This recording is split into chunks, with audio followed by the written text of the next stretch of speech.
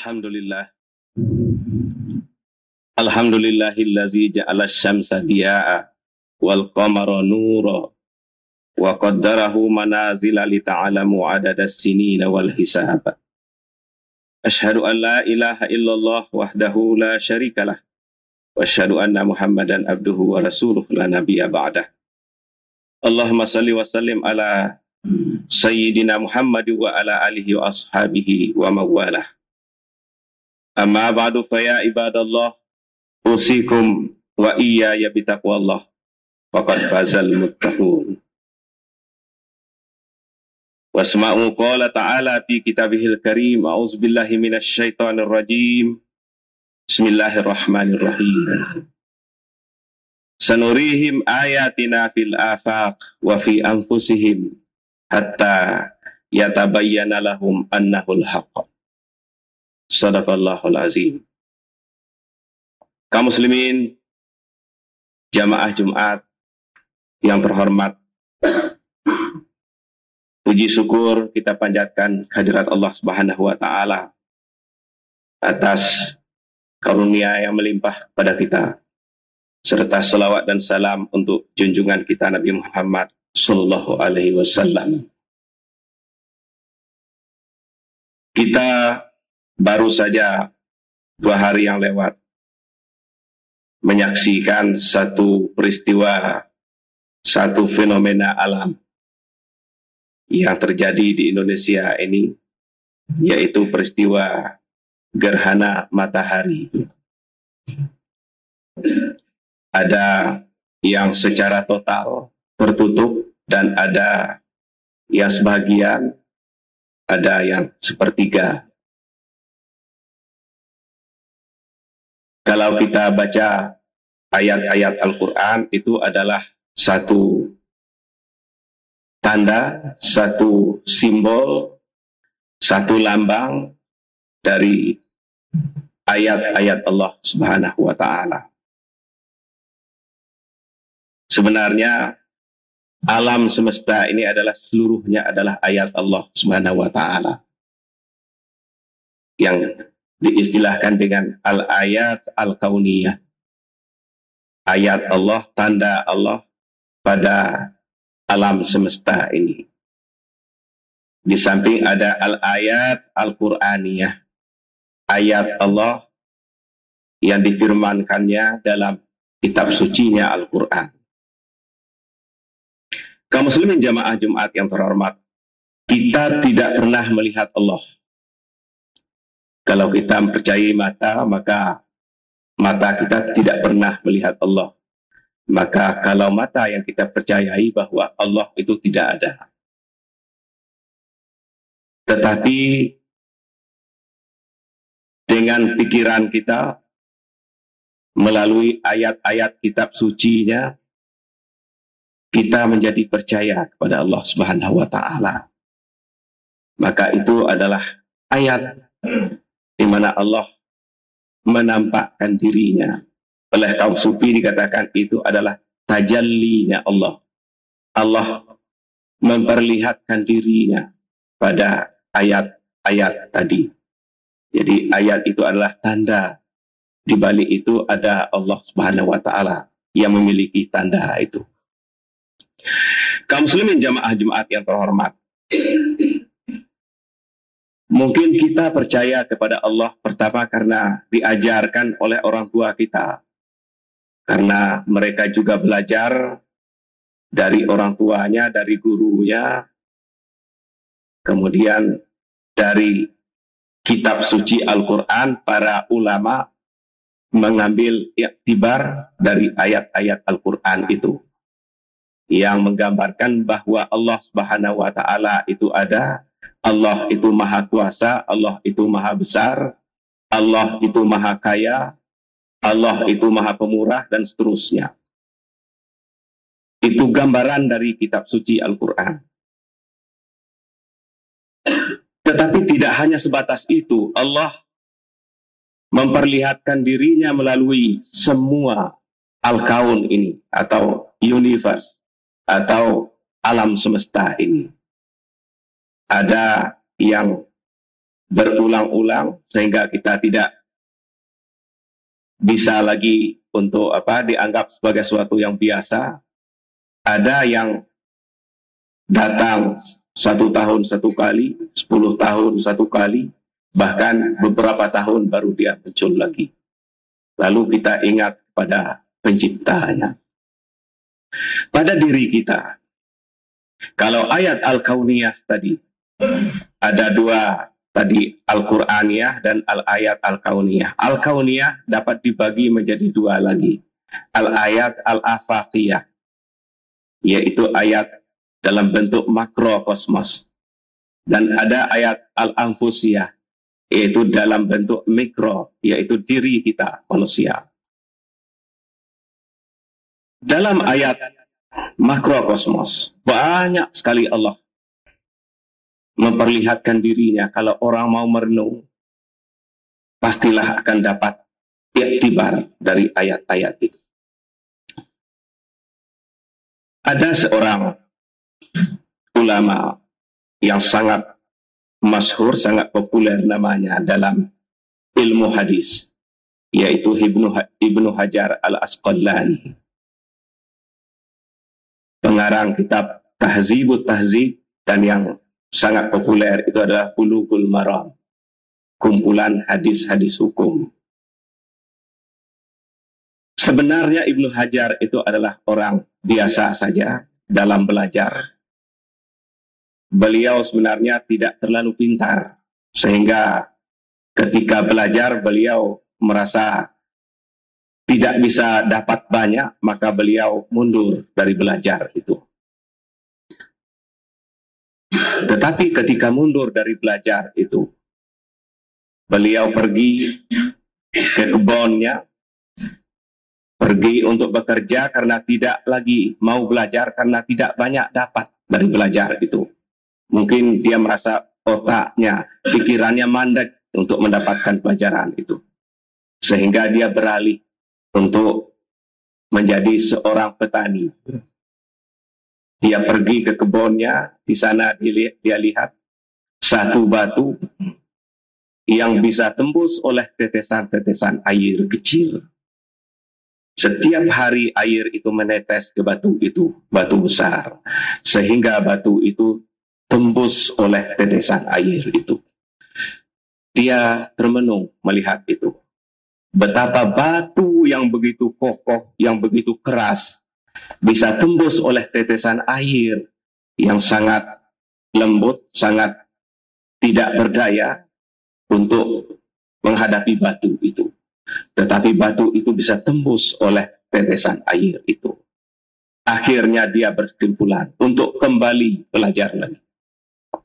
Melihat air yang hanya kecil itu dapat menembus batu, kenapa saya tidak? Sedikit demi sedikit dia belajar, akhirnya menjadi seorang ulama besar dalam ilmu hadis. Dan itulah dia Ibnu Hajar Al-Asqalani. Maka dia dipopulerkan dengan Ibnu Hajar anak batu. Kenapa disebut anak batu? Karena dia menjadi ulama itu gara-gara batu yang sudah tembus oleh air itu. Kaum muslimin jamaah Jumat yang terhormat, apa saja peristiwa yang ada di sekitar kita, semuanya itu mempunyai iktibar bagi kita kalau kita mau merenung bahwa di situ ada tanda-tanda kebesaran dan kekuasaan Allah Subhanahu wa Ta'ala. Kemudian ada al-ayat al-anfusiyah, ayat yang berupa diri kita. Pada diri kita, wa fi anfusikum afala tubsirun, kata Allah. Pada dirimu, apakah kamu tidak memperhatikan tanda-tanda kekuasaan dan kebesaran kami? Pada diri manusia, coba kita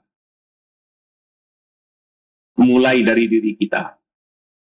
Dulu mungkin ketika kita masih kecil, di dalam diri kita ini terjadi perubahan yang sangat lamban, sangat tidak cepat, tetapi pasti berubah. Semulanya mungkin kulit kita masih licin, belum keriput, ketika umur sudah meningkat, dia menjadi keriput. Rambut yang dulunya hitam, kemudian berubah menjadi putih. Atau rontok rambut itu. Itu perubahan. Dan itu setiap detik, setiap saat terjadi perubahan itu. Kita tidak merasa bahwa kita dalam usia yang sudah menginjak 40, 50, 60 sudah tidak seperti dulu lagi. Itu berarti setiap detik terjadi perubahan dalam diri kita. Itu ayat Al-Anfus yang ada pada diri kita, bahwa kita senantiasa dalam perubahan. Satu saja yang tidak berubah untuk selama-lamanya, yaitu Allah Subhanahu wa Ta'ala. Kaum muslimin, jamaah Jumat yang terhormat, kalau kita merenung ke dalam diri kita, bahwa di dalam diri kita ini terdapat lapisan-lapisan hati yang mungkin kita hanya bisa masuk ke lapisan-lapisan bagian luar. Kita tidak bisa masuk lagi pada lapisan bagian dalam. Dalam satu hadis kursi dikatakan, banaitu fi jawfi ibni Adam qasran. Aku membangun dalam diri keturunan Adam itu satu istana.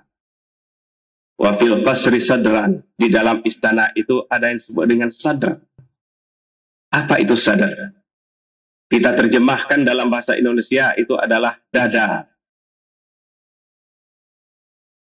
Tetapi bukan dada dalam arti lapisan paling luar yang secara fisik yang ada pada diri kita. Tetapi yang maksud dengan sadran di situ adalah bagian dalam dari dada itu. Maka disebut seseorang lapang dada. Itu bukan dada lahirnya. Wa fis sadri qalban. Kalau bagian sadar tadi, kalau setan itu bermainnya pada lapisan itu, dia tidak bisa menembus masuk lagi ke dalam bagian yang lebih dalam dari itu. Maka disebut dalam kitab suci, dalam ayat surah An-Nas, yuwaswisu fi sudurin nas. Dia mewas-was manusia, setan itu pada lapisan yang disebut dengan sadar itu. Tetapi dia tidak bisa masuk ke dalam apa yang disebut dengan qalb. Qalb itu adalah tempatnya iman.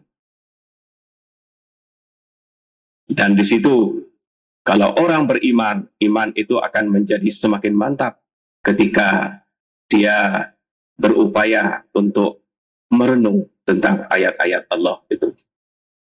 Kemudian ada lapisan bagian dalam dari qalb itu. Wa fis sadri fuadan. Bagian dalam dari qalb itu adalah ada yang disebut dengan fuad. Mungkin terjemah Indonesianya sama saja, hati. Tetapi fuad itu lebih dalam dari qalb tadi. Maka zabal fuad ma ra'a dalam ayat Al-Quran. Fuad itu tidak bisa mendustai dirinya sendiri. Itu mungkin disebut dengan hati nurani itu. Hati nurani tidak bisa mendustai kita. Maka orang ketika berdusta, hati nuraninya tidak bisa menerima itu. Itu yang disebut dengan fuad. Dan itu sudah bagian dalam dari hati itu. Bagian dalam lagi, wafil fuad syaggafan. Bagian dalam dari fuad itu yang disebut dengan syaggaf. Cinta kita Allah taruh di dalam syaggaf itu. Disitulah rasa cinta, rasa empati itu muncul dari syaggaf itu. Dan bagian dalam dari syaggaf itu disebut dengan lub. Kalau ada istilah ulul albab, itu orang yang mempunyai hati yang bagian dalam dari syaggaf tadi. Jadi kalau sudah bagian dalam itu, dia mampu untuk menembus ke langit, menembus bumi, dan bisa untuk mendeteksi apapun yang terjadi di sekitarnya. Semakin dia masuk ke dalam, dia semakin lebar keluar. Kemudian yang terakhir, wafil lubdi sirran, di dalam yang paling dalam dari hati manusia, itu adalah sirnya. Mungkin kita banyak yang berdoa dengan lidah kita, tetapi hanya hafal doa, tidak masuk dari hati yang paling dalam itu. Ketika masuk kepada hati yang paling dalam, kita akan semakin merasa dekat dengan Allah Subhanahu wa taala. Wa fis sirri ana, kata Allah. Di dalam sir itulah aku berada, kata Allah Subhanahu wa taala dalam hadis qudsi itu. Jadi ketika orang sampai kepada bagian dalam yang paling dalam dari hatinya, disebut dengan sir itu, dia merasa sudah sangat dekat dengan Allah Subhanahu wa taala. Kalau dia berdoa, mungkin doanya paling didengar oleh Allah Subhanahu wa taala karena saking dekat dengan Allah Subhanahu wa taala. Semuanya itu adalah ayat tanda bahwa Allah itu ada. Allah itu maha besar. Allah itu maha kuasa. Allah itu maha kaya. Kaum muslimin jamaah Jumat yang terhormat, maka merenung sedikit dalam hadis dikatakan, tafakkaru sa'atan, bertafakkur sebentar itu lebih besar pahalanya dari salat sekian rakaat. Karena mungkin dalam salat kita tidak khusyuk, sehingga hanya ada dalam putaran raga, tetapi ketika kita masuk ke dalam bagian sir tadi, kita akan merasa semakin dekat dengan Allah Subhanahu wa taala. Kaum muslimin jamaah Jumat yang terhormat, menyimak fenomena alam yang kita hadapi beberapa hari yang lalu. Banyak di antara para ilmuwan untuk mengkaji itu, karena ada sesuatu yang ada di balik peristiwa itu. Sehingga beberapa pakar dari luar negeri sengaja datang ke Indonesia ini untuk mencari tahu tentang apa sebenarnya rahasia yang ada di balik gerhana matahari total itu. Tentu saja karena peristiwa ini jarang terjadi, tentu ada sesuatu yang besar di situ. Peredaran waktu pasti akan berkurang. Jadi dalam kajian astronomi, setiap terjadi gerhana matahari total, waktu akan berkurang 1 detik dari yang sebelumnya. Maka peredaran jam itu juga akan akan terpengaruh oleh itu. Hari-hari ke depan kita terpengaruh oleh itu. Maka ini satu bagian dari kajian astronomi tentang peristiwa gerhana matahari itu. Masih banyak ilmu-ilmu lain yang bisa mengkaji itu. Maka oleh sebab itu kita diperintahkan bukan hanya terhenti pada ilmu tentang gerhana itu, tetapi Allah menyuruh membaca itu. Iqra bismi rabbikal ladzi khalaq. Tidak hanya membaca untuk menghasilkan ilmu pengetahuan, tetapi juga menghasilkan keimanan. Iqra bismi rabbikal ladzi khalaq. Bacalah itu.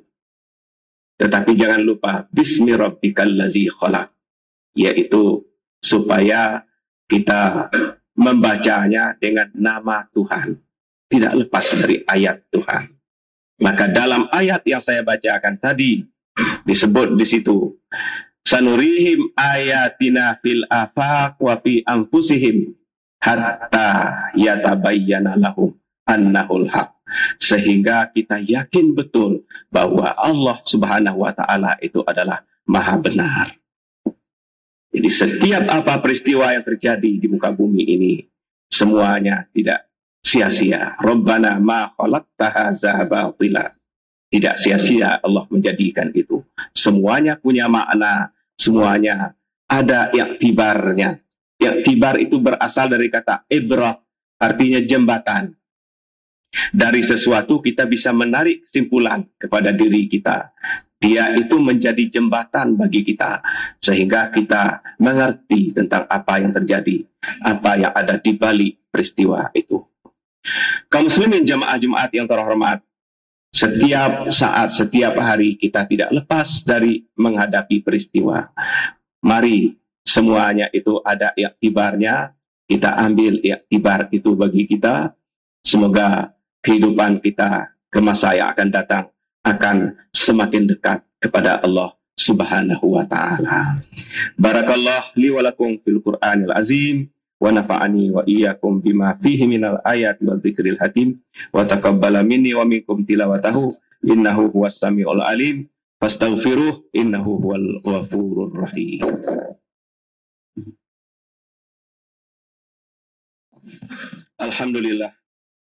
Alhamdulillahi nahmaduhu wa nasta'inuhu wa nastaghfiruh wa na'udzu bihi min syururi anfusina wa min sayyiati a'malina.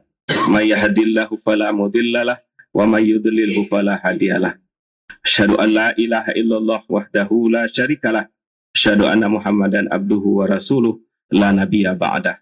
Allahumma shalli wa sallim ala sayyidina Muhammadin wa ala alihi wa ashabihi wa mawalah.